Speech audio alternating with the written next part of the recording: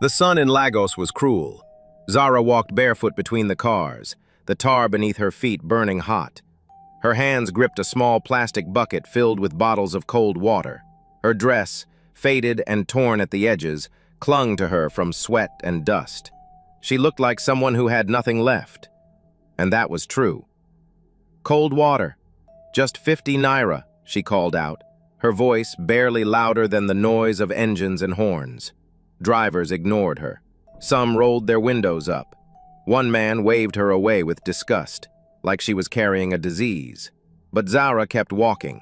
Inside her head, a voice whispered, "I wasn't born for this life, but life doesn't ask what you want." She paused at a street corner, wiping her forehead.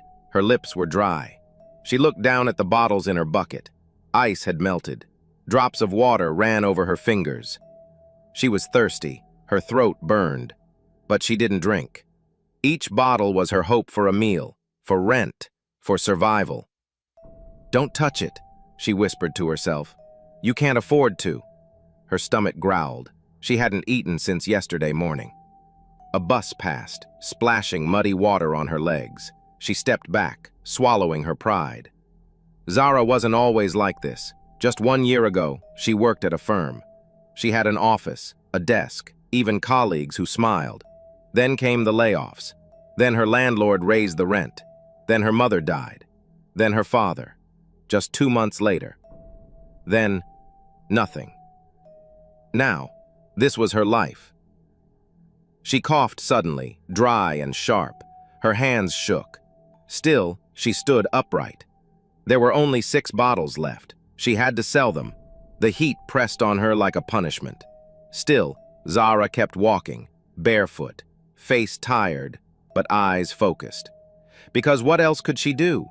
A black luxury car stopped in front of a busy clothing store. The door opened, and out stepped a man in a sharp gray designer suit. His shoes were polished, like mirrors. A gold watch flashed on his wrist. Everyone turned to look. It was Damola, the billionaire known for his temper and his wealth. People stepped aside. The market seemed to pause as he adjusted his cufflinks and walked toward the shop. At the same moment, Zara was trying to cross the same path, balancing her half-full bucket of water bottles. She didn't see him. Then it happened. A man rushing past bumped into Zara from behind. Her bucket slipped. Bottles rolled onto the road, and cold water, all of it, splashed straight onto Damola's suit. Gasps rang out from nearby stalls. Damola froze. He looked down at his soaked clothes. Then he looked up at Zara, a girl in dirty slippers, face pale, hands shaking. "You poor rats," he roared, voice thundering through the market. "You don't even deserve to breathe near people like me." Zara's lips trembled. Her eyes filled with tears. She dropped to her knees, trying to gather the fallen bottles, her hands moving quickly like she was trying to disappear. "I'm sorry. I didn't mean to," she whispered. But Damola didn't care. He turned and stormed back to his car, wiping his suit with a handkerchief. "Disgusting," he muttered. As he climbed into the car, he didn't notice something fall from his inner pocket. His wallet. Thick, black, expensive, now lying quietly on the roadside. The car door slammed. With a screech of tires, Damola was gone. And Zara, still on her knees, noticed the wallet lying there in the dust. Zara stared at the black wallet lying in the dust. For a long moment, she didn't move. Then slowly, with shaky fingers, she picked it up. It felt heavy in her hand. She opened it, eyes wide. Crisp dollar notes, neatly stacked. More money than she had seen in her entire life, and gold cards. So many cards. Business cards, identity cards, credit cards. She held her breath. Her fingers brushed across the thick bundles of cash. "One note," she whispered, "could feed me for a whole week." Her stomach grumbled as if agreeing. She looked around. No one had seen her pick it up. No cameras, no guards, no Damola. It would be so easy to walk away, so easy. Her legs moved on their own as she left the market, clutching the wallet tightly to her chest. Her heart pounded like a drum. A small voice inside whispered, "It's yours now. You deserve this. Life has been cruel." But another voice said, "It's not yours. You know that." Back in her small one-room home, Zara sat on the floor and opened the wallet again. She pulled out a business card. There it was, the man's name, a full address, a company number, everything. She stared at the money. She cried, not just from hunger, but from the weight of the choice. That night, Zara didn't sleep. She sat with the wallet in her lap, rocking slowly, tears soaking her clothes. "What would Mama say if she saw me now?" she whispered into the silence. She looked up at the roof, cracked and leaking from last night's rain. I could run away and never look back. But the wallet stayed on the table. And Zara? She stayed awake, fighting herself. The next morning, Zara stood at the tall, gold-painted gates of Damola's mansion. She wore the same faded dress from yesterday. Her slippers were cracked. Her eyes were tired from crying all night, but her hands clutched the wallet firmly. She took a deep breath and knocked gently on the iron gate. A large man in uniform stepped out of the gatehouse. He looked her up and down with a sharp, judgmental stare. "What do you want?" he barked. I came to return something," Zara said softly. The man folded his arms. "You think I haven't seen girls like you before? You dress poor, then act holy, just to trap a rich man. You better leave before I call security." Zara's eyes filled with tears. "No, please, I'm not here for anything else. Just let me speak to him, just for 1 minute. I don't want money. I only want to give him this." She held out the wallet. The guard snorted. "Where'd you steal that from, eh?" Zara stepped back, her voice shaking. "I didn't steal it. He dropped it yesterday at the market." Before she could finish, the sound of an engine cut through the air. A sleek car pulled into the driveway. Damola stepped out, adjusting his sunglasses. His eyes scanned the gate. Then they stopped, on her. "You," he said, frowning. Zara looked down, ashamed. Damola's eyes narrowed. "Let her in." The gate creaked open, and Zara stepped forward, heart racing. Zara stepped into the wide, marble-floored compound like she didn't belong there. Damola stood near his car, watching her with a mix of irritation and curiosity. His suit today was dark navy, spotless, expensive, like everything around him. He crossed his arms, his voice cold. "Back to ruin another outfit?" Zara looked up, her eyes glassy with tears she refused to let fall. Slowly, she reached into the small cloth bag tied around her waist and pulled out the wallet. "You dropped this yesterday," she said quietly. "At the market." Damola raised an eyebrow. He took it from her slowly, almost in disbelief. He opened it, flipping through the notes, cards, IDs. Nothing was missing. He looked at her again, this time more carefully. "You actually brought it back?" he asked. Zara nodded once. "I didn't know how to reach you, but your business card had this address." He stared at her, stunned. "Do you know how much is in here? People around me steal even after I pay them. And you sleep on the street yet return this?" She didn't respond. Her fingers were curled tightly around her bag strap. Damola reached into the wallet and pulled out a wad of cash. "Take it," he said. "You saved my business cards. My whole company would have suffered if I lost them." Zara shook her head. "I didn't do it for a reward." He blinked. "What?" "I just wanted to do the right thing," she said, voice firm now. Then she turned and walked away, leaving the money, the mansion, and the man staring after her completely speechless.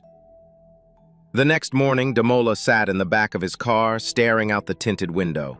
His mind wasn't on business. It was on her, Zara, that girl in rags who had returned a wallet full of cash without taking a single note. "Take me to the market," he told his driver. When they arrived, the sun was already high. The road was crowded, just like before. Traders shouted prices. The smell of roasted corn mixed with dust. But Zara was nowhere to be seen.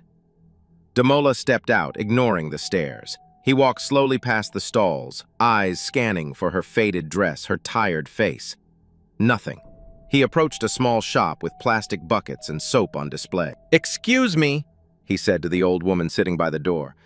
"Do you know the girl who sells cold water here?" The woman looked at him carefully. "You mean Zara?" He nodded. Yes. Where is she today? The woman sighed and shook her head. She won't be coming back. Damola frowned. Why not? She was thrown out this morning. The landlord said she hadn't paid rent in months, packed her things and left her outside like she was trash. Damola froze. His fingers tightened around his wallet. She's homeless now? He asked quietly. The woman nodded. She was sitting beside her things down by the blue gate. Looked like she hadn't eaten either. Damola stepped back, shaken. How can someone so honest be treated like this? He whispered. He turned quickly, got back into the car. Find that girl, he told his driver, his voice filled with something new, something that almost sounded like guilt. Zara sat on the roadside under the shade of a crooked tree.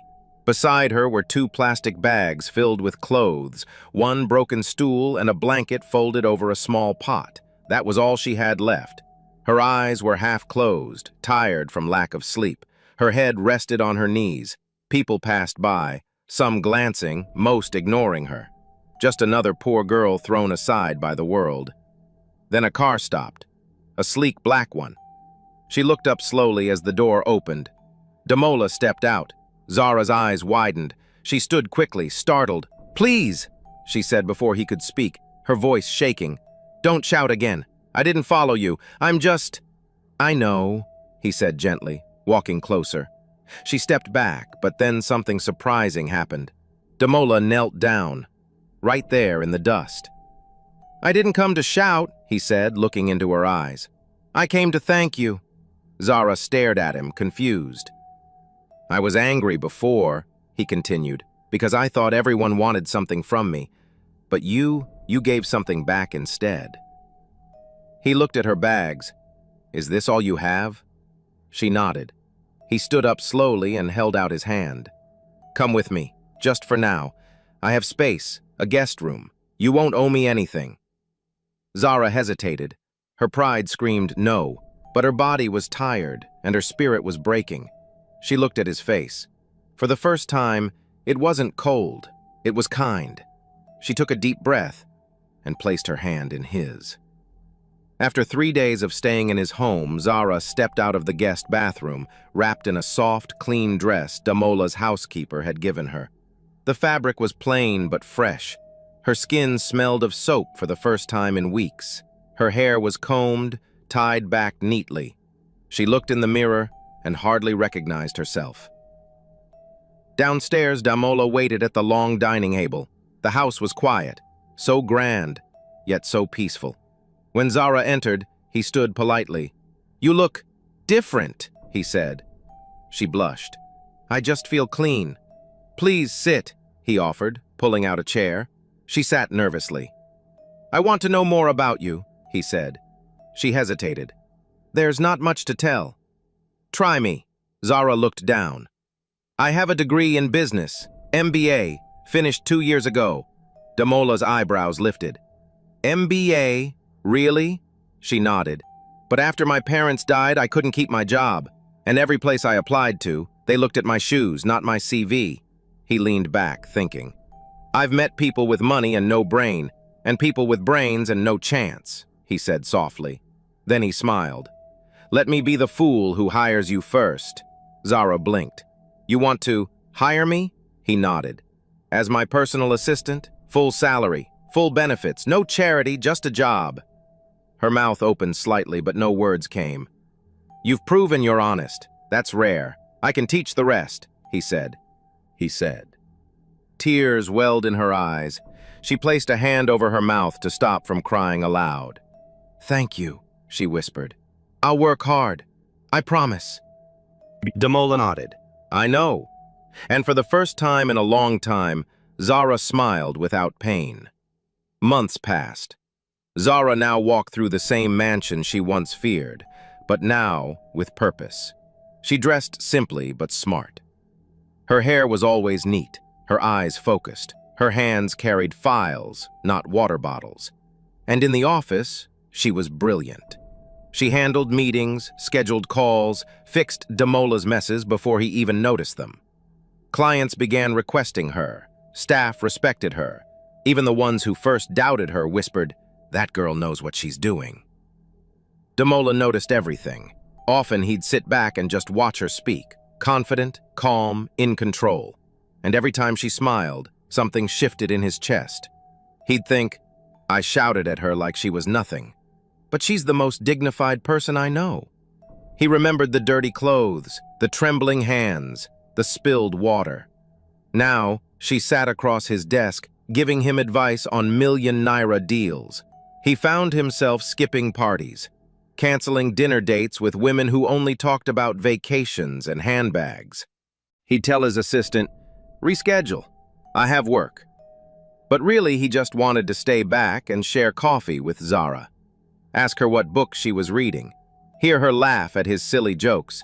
She had become the quiet rhythm of his life. Not loud, not demanding, just there, steady, kind, and real. One evening, as they closed the office together, he walked beside her in silence.